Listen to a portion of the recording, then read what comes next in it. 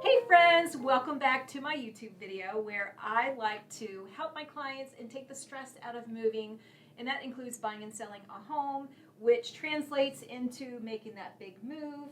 And some of my clients live in a condo or a small space. They're moving to another condo or small space and they don't want to take everything with them. They're super busy. They don't want to go to Facebook Marketplace or Craigslist. So if I have a client like that and I want to help them take the stress out of their lives, I've got Amanda here, and she's going to give us some really good advice. She's with eBid Local, and she's going to help us kind of have that plan to get the most for our things and have a very sane move. Sanity is the name of the game, right? We do come across people very often who maybe have a fewer number of items, so perhaps 100, perhaps less than 50 even, and it might be that it's a collection of things. It might be something they've inherited, but either way, they've decided they're not taking it with them when they move.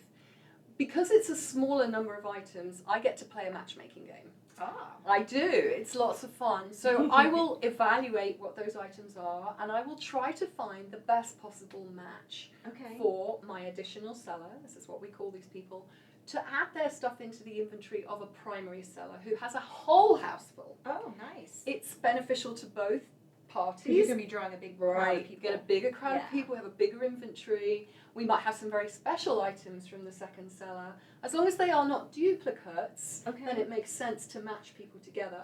It can take me a bit of time. I can't always do it immediately.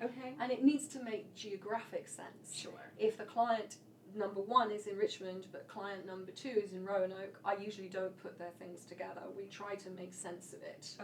But it's another good way to get rid of a fewer number of items if you don't have a whole house full. Now, is there a fee I need to pay up front to get the process started? How does that work? No, there are no upfront fees. We take all our fees and commissions off the back end, off the net proceeds of the sale. So nobody has to pay anything up front, which makes life very easy. They do have to sign a contract, but that's all. Okay, that sounds good. And most of my clients who are in this situation are just super busy. So how much time do they need to set aside for you to help them? Not as much as you would think. Usually there's a phone call with me that can be anything from 15 to 20 minutes. And then I will probably go visit them and take a look at the material. And if we decide to move forward together beyond that, then I send them an electronic contract for electronic signature so they don't have to do that in person. After that, the inventory team will take photos and do the descriptions, and we just need the client to make sure we have access to the location of the items. They can do that through you, through your lockbox, if you're amenable to that idea. We can talk about that. They don't even have to be there. Yeah, because many of my clients they're travel working, they travel. So they don't need to be present for the inventory process.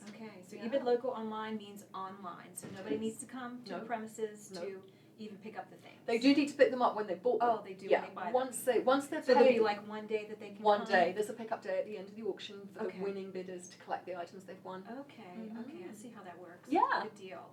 So it sounds like I can pretty much sell everything. Do I have a limit as to items that sell and don't sell, or what happens when I have items that aren't selling? That's a good question. Some things we cannot sell by law. And those are things like alcohol, banned substances, anything that US Customs doesn't like. But we mostly will sell everything, unless it's very broken or damaged and beyond repair, or very worn out clothes, really we can't sell.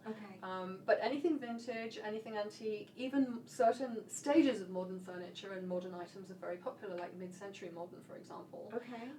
We will list everything that we believe is sellable, even down to the Windex under the sink. Wow, that's crazy. That's crazy. I know.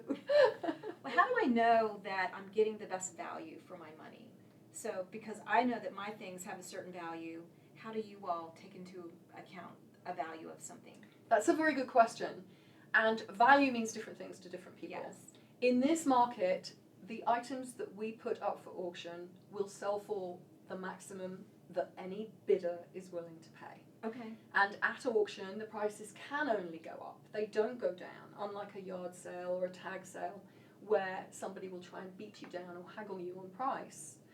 If an item is of exceptional value, for example, it's a very great piece of jewellery and there's an appraised value attached to it of $3,000 or more, then the seller can choose to put a specific reserve price on it with us. So the Okay, bidding good to starts know. at a reserve price. Okay, good And to that know. does happen sometimes. All right, that sounds great. Yeah. Well, you've been a big help. It's my pleasure. And I hope that you guys have found this helpful as well. This is Amanda with eBid Local, and she is a wealth of information. So we're hoping that we're taking the stress out of your life when you're having your next move. And if you'd like to get more helpful information, watch our video, hit subscribe below, and next Thursday I'll have another video for you.